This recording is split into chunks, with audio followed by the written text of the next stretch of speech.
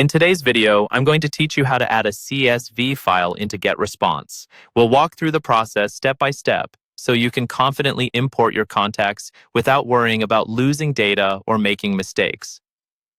Before you start, make sure you're logged into your Getresponse account and that your CSV file is ready on your computer. Ideally, your CSV should have clear column headers like email, first name, and last name, so Getresponse can understand what each column represents. Once you're on your main dashboard, look to the top right corner of the screen and click the New button. This is where you create or add new elements inside Getresponse. From the drop-down menu that appears, select Add Contacts. This tells Getresponse that you're bringing in a list of people you want to store and eventually email. On the next screen, choose the option to add contacts from file.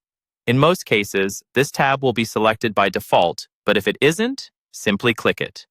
Now you'll see an upload area. You can either drag and drop your CSV file directly into that space, or click Choose File to browse your computer and select it manually. Give it a moment to upload, especially if your file is large. Next, you'll need to choose your target list. This is the specific email list in Getresponse where all of these contacts will be stored. Use the drop-down menu to select the existing list you want to add them to. Take a second to double-check this, because moving contacts between lists later can be more work. After that, you'll configure a few important options. One common choice is to select Add and Update Existing. This means new contacts will be added, and if any email addresses are already in your list, their information will be updated instead of duplicated.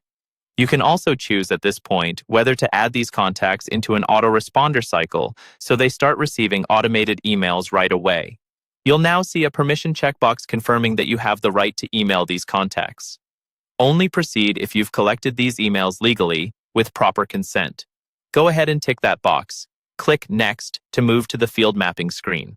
Here, Getresponse will try to match each column from your CSV to the correct fields in your account, such as email, name, or any custom fields you've created.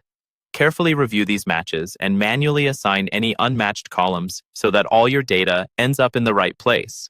When everything looks correct, scroll down and click Import to start the process. Getresponse will handle the rest, and after a short while, your contacts will be added to your chosen list and ready to use.